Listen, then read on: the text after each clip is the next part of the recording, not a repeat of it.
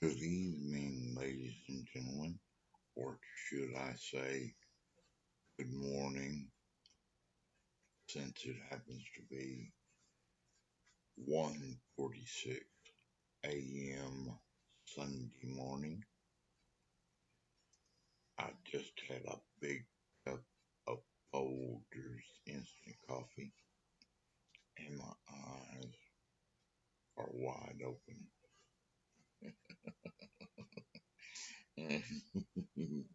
Notice that, huh? I think I've had too much coffee today. But let me tell you the story about three people: Laura, Taka, Hero, and me. Taka and Hero were from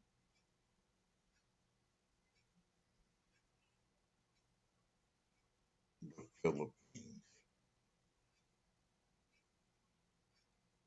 So they were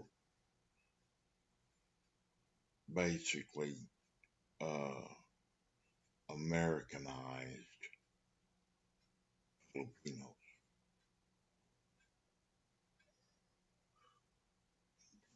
They're just like you and me, only they had a distinct accent to their voice. You know, Taka was a little shorter than most men, but he was a tough little hombre. And so Heroes got tickets to Emerson, Lake and Palmer, which is a group back in the 70s and 80s that we were going to go see. But that was 5 hours, 6 hours away. Well, so a smart ass here said, let's go out in the boat. Let's float around out in the boat for a little while. Drink some beers, have a little fun.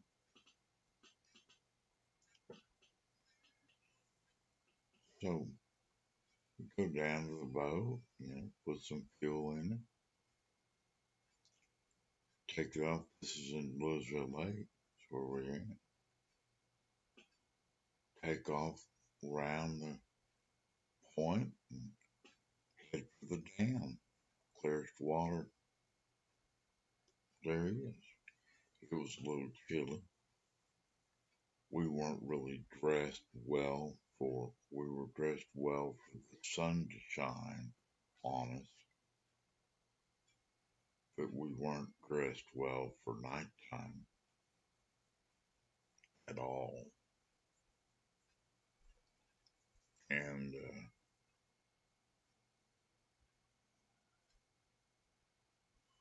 little did I know that we were going to be in nighttime when we were coming back.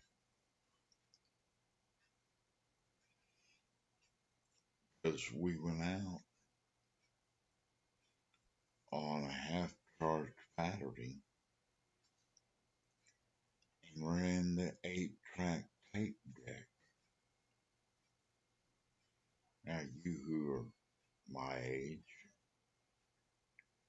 knows what an 8-track tape player is and how much voltage they pull.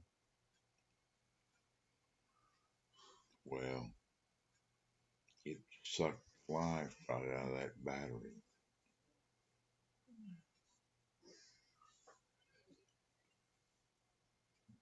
But then when once we decided to leave, we figured 2 hours to get to the car, cleaned up, their clothes right, everything going good, and get to Fort Worth, Fort Worth Coliseum.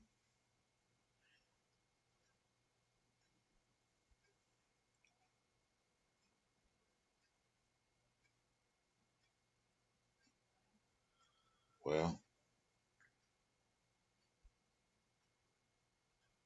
I knew there was a problem because the tape was dragging a little bit. I could tell. So I pulled it out. Like that's gonna make a big difference. And I turned the key. The motor went vroom, vroom, vroom. And I went, oh hell. Now we had ropes. We had ropes for different sizes. We had a rope size, but on the big Johnson 115 motorhead, we had it all ready to go.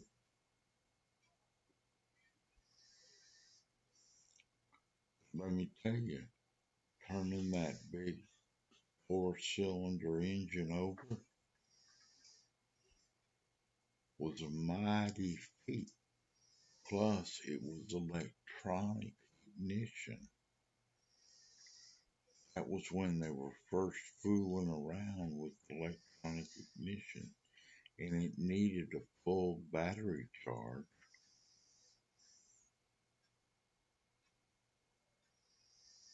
to get anywhere. Well, we're over at the dam, and the wind is blowing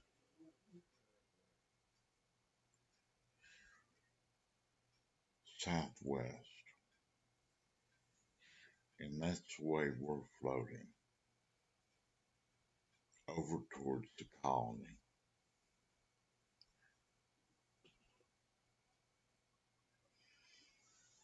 So we're just letting we we tried signaling a boat with the fire extinguisher, came buzzing by, not very close, but close enough he could have seen that fire extinguisher go off. He just didn't want to bother to tow us in, which is a criminal offense, and if I do say so myself, I've towed my share of boats in, you know.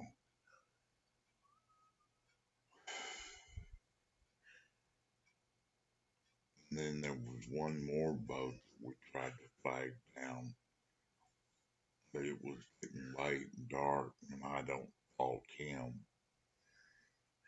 for not seeing us.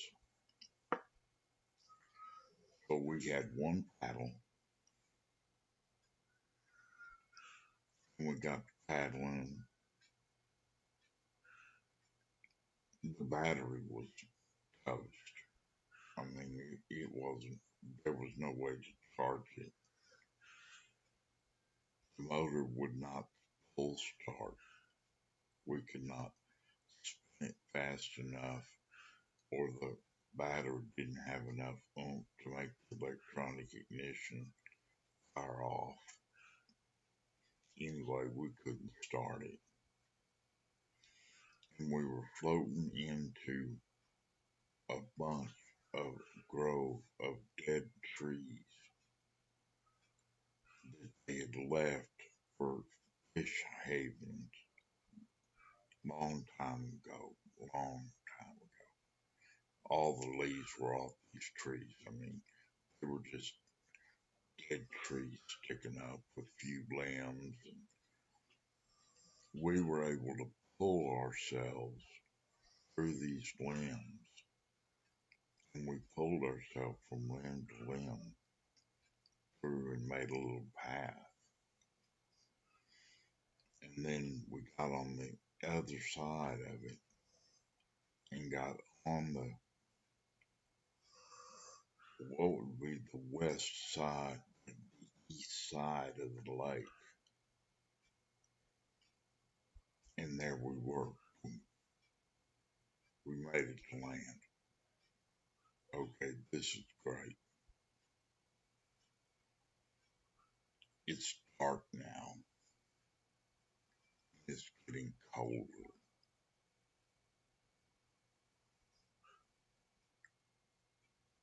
How cold? I don't know. 60 with the wind blowing, me in shorts and a t-shirt. Everybody else dressed likewise.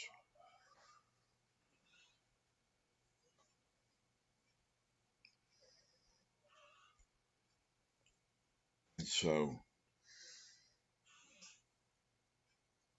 when we were out there coming up there, we could see there was a camp, of some kind of a, a camp, a fire pit going, and lots of cars.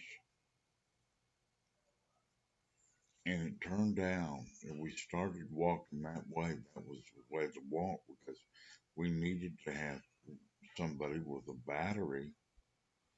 We could put on the boat, start the motor,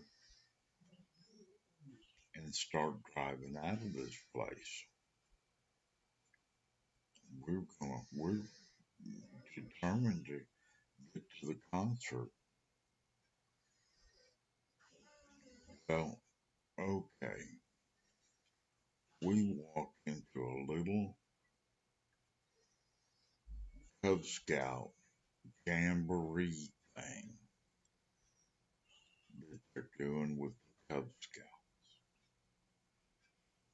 And the scoutmaster took one look at this hippie dude with his hair flared out and his wild looking eyes, offering to beg, offering to pay for a jump or a battery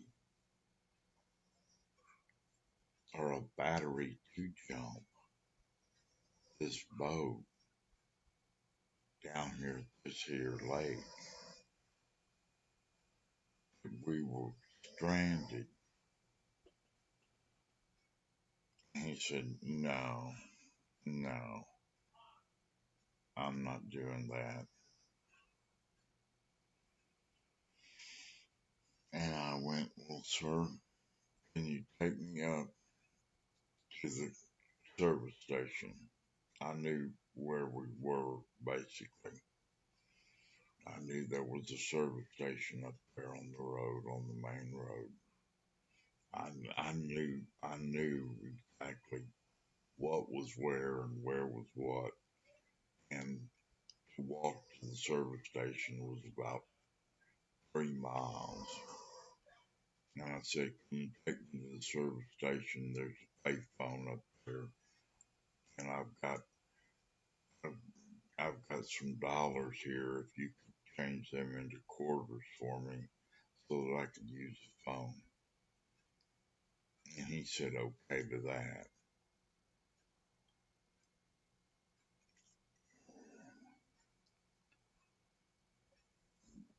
Excuse me. Had it been different, would it have helped if it had been different? I don't know.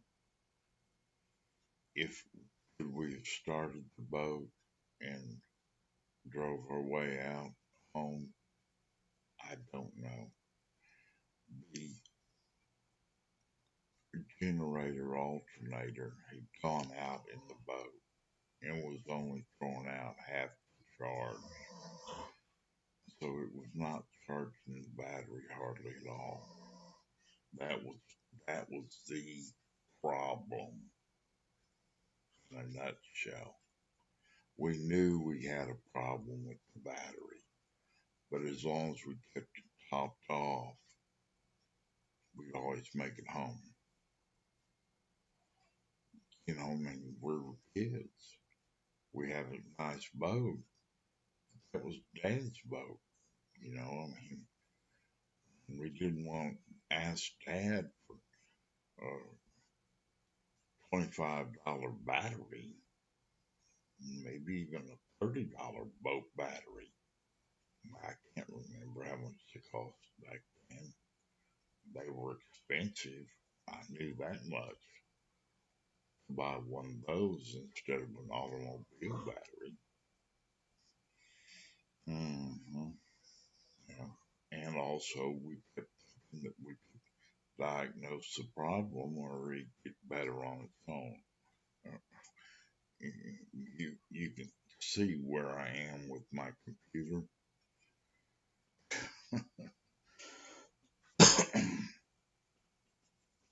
So anyway,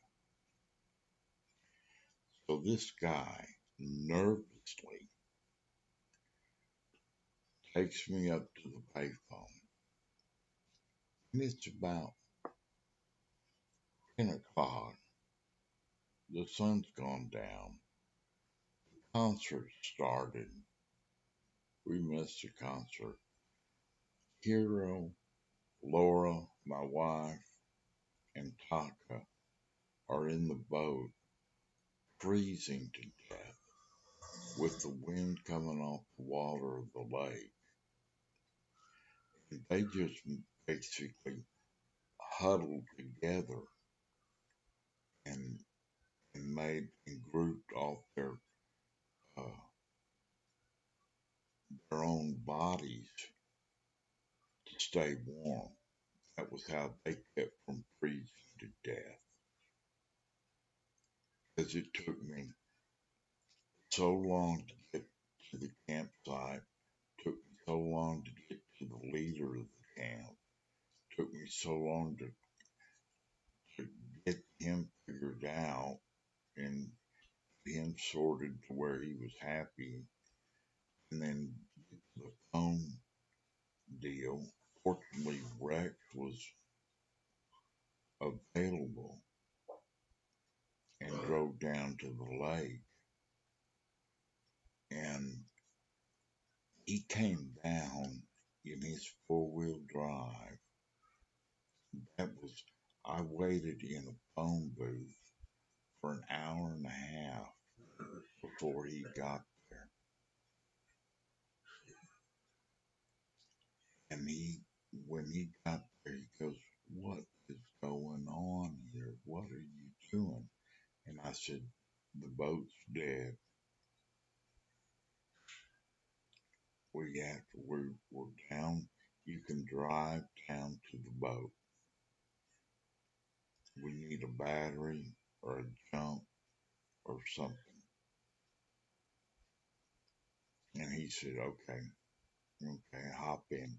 Because the camp leader just left me there in the phone booth. And I was just, the service station had closed down at 6 o'clock or 7 o'clock in the evening. That business had dropped off, and there wasn't any reason for them to stay around. So all that was left was a payphone there. And so when I called Rex, got Rex there. He brought his big four-wheel drive truck down there. And it was a nice truck. Had a big old worn winch on the front of it. Yeah, it was real nice.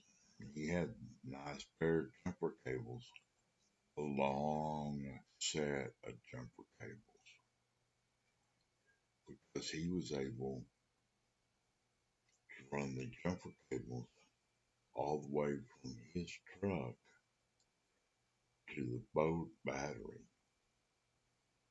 and we let it sit there and charge for about 30 minutes while uh, Laura, Taka, and Hero are getting warm in his truck. They weren't gonna go back in the boat. They'd had enough of the boat.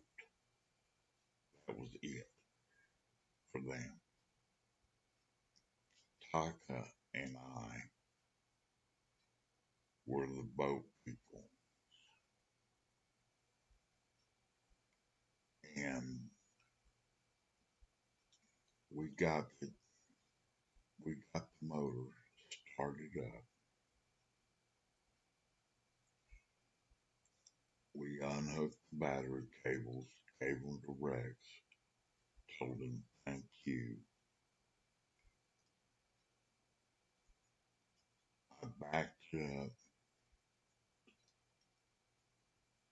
put it on full throttle,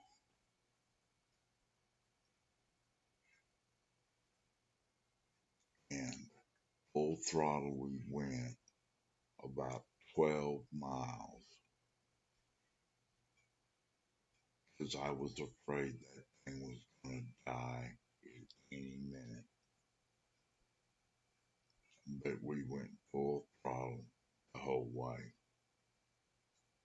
And when we got back to the boat stall, the minute I pulled back on the throttle,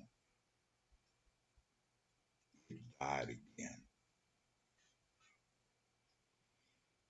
Only I was right there by the boat stall, and we just paddled our way in. And it was an adrenaline rush, rushing all that way full throttle. We had to skirt around the dead tree stand. We skirted around that and then zoomed our way alongside the dam, kind of like, only the dam was way over. But the way of the dam and then down through Fisherama, and we made it safely back.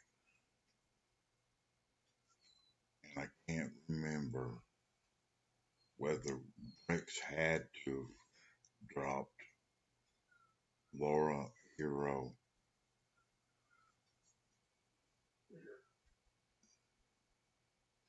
at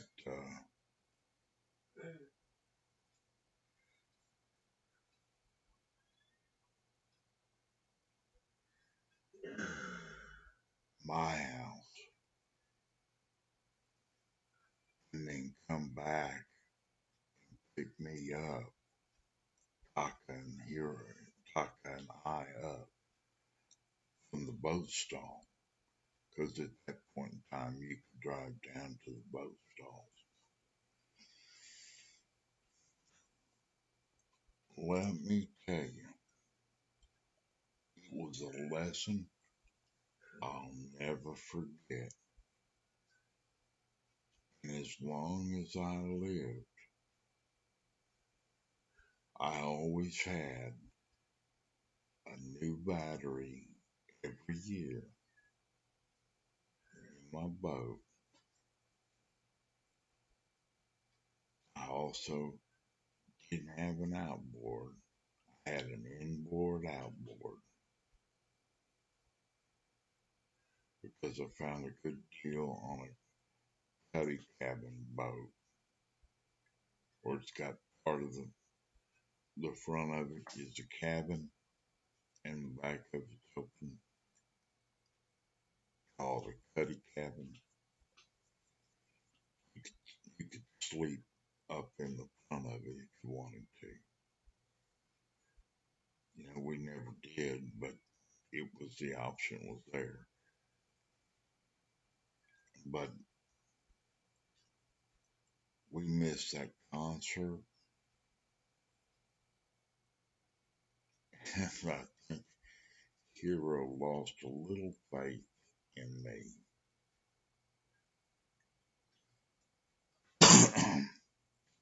Okinawa. I said Philippines. They were from Okinawa and proud to be from Okinawa. We had a big military base over there. His father fell in love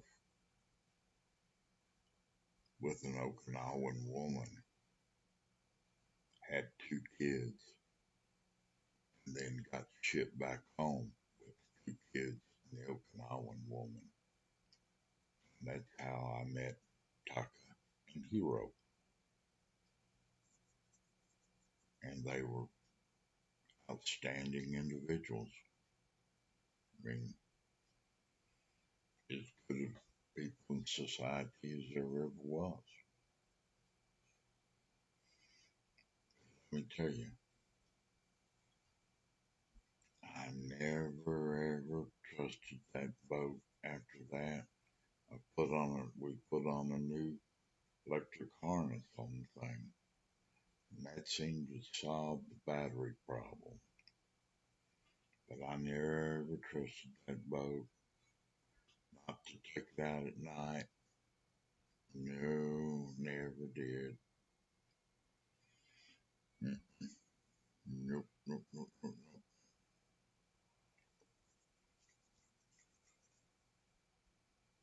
It was a lot of fun while it lasted.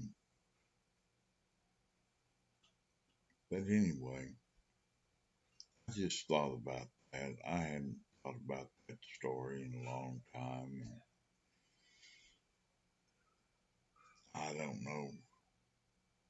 I don't know where Taki is now. I don't know where his hero is now. Laura's the girl that I was talking about. Went down,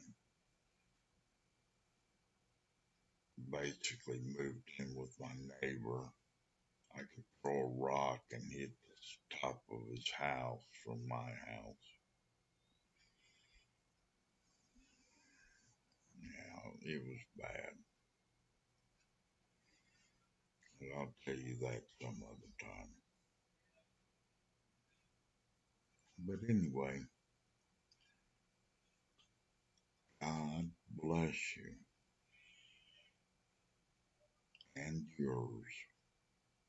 God keep you safe as best He can.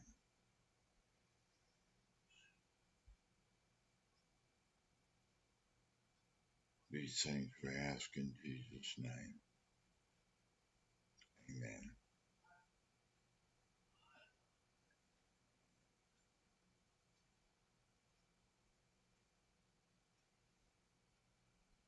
Thank you for tuning in tonight. I enjoyed that story.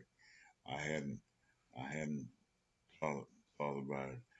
I was so mad at that scout leader because he could have taught those little Cub Scouts a little lesson in stupid boat people. All he needed was a good charged battery, and he could have got me out of there. You know, that's all I tried to explain to him. He could do that, and I'd be out of there if he just give me enough charge, enough battery power that I could start my motor.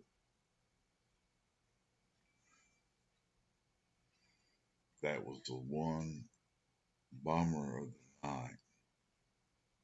But he would not do that. No, not gonna jeopardize my little jamboree here. Oh God, no. Not with these hippies. Got a boat down there. They're probably gonna come up here and take all our victuals. Oh God. That's ridiculous. That's ridiculous. Thank you for stopping in. I enjoyed